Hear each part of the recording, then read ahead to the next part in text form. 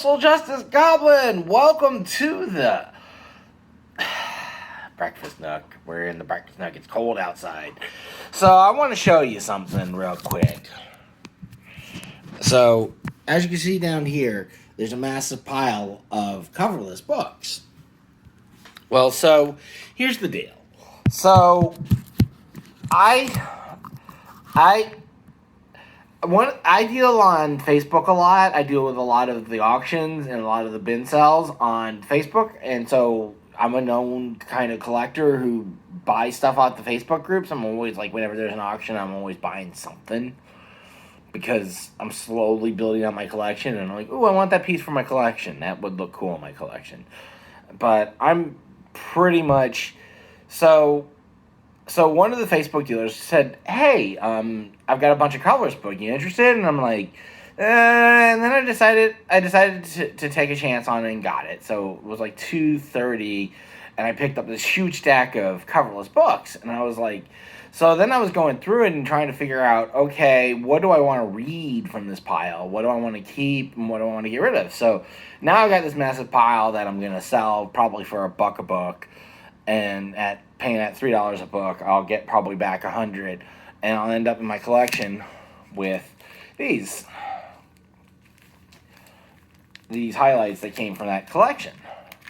So the first one is Crime and Punishment number 51.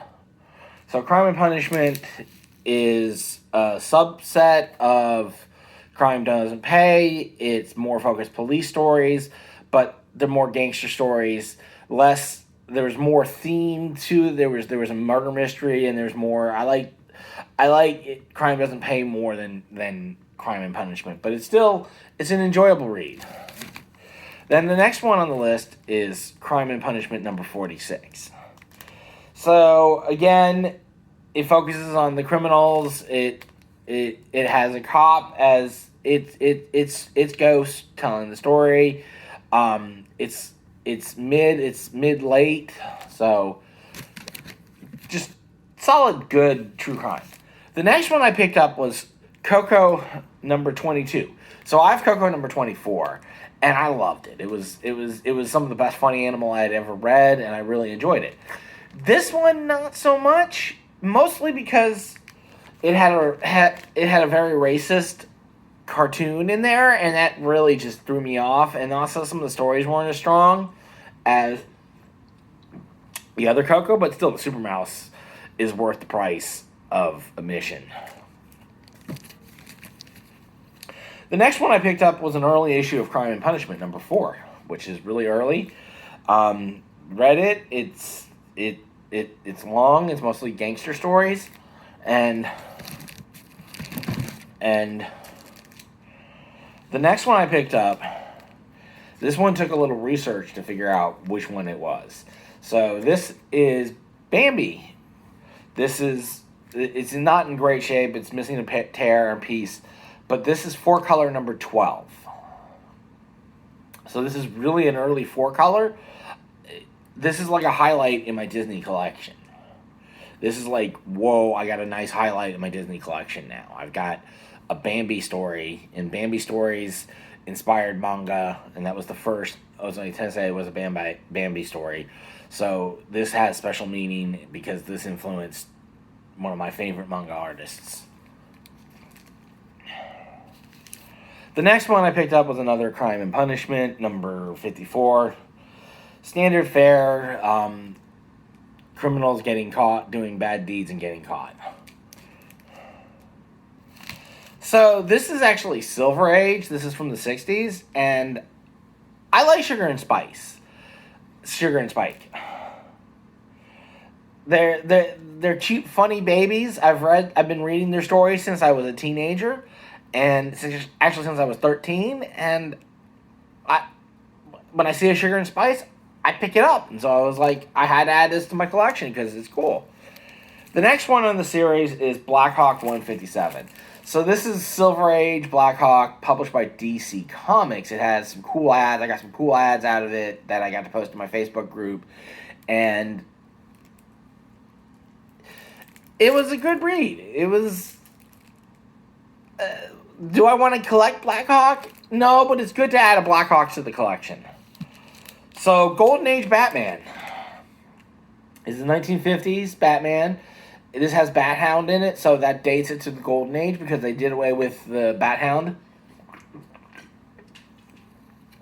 And it was a fun read. It was a fun read.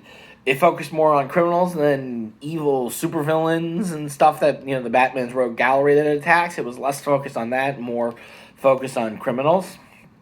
He outsmart the criminals. It's overall a good read. And then this one, Captain Marvel number 22. The atomic energy, they start the atomic energy, and Shazam and Captain Marvel solves it. Captain Marvel is always a good read. Their stories are very simple, very, written for children, but they're always good. Otto Bender was just great artwork and great add to the collection. And the last one is Batman 117, more Golden Age Batman.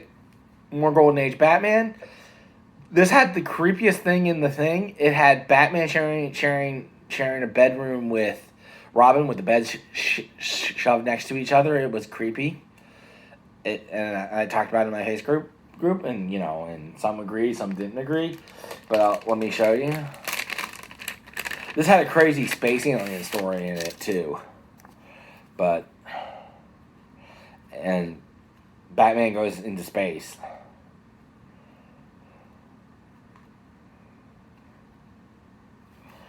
Here we go. Look at that. They're sharing a bed.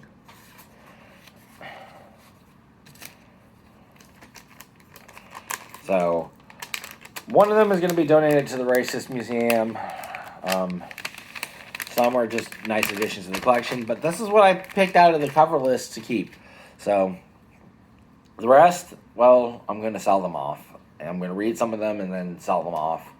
I don't want to keep them. Alright? So that was my coverless collection.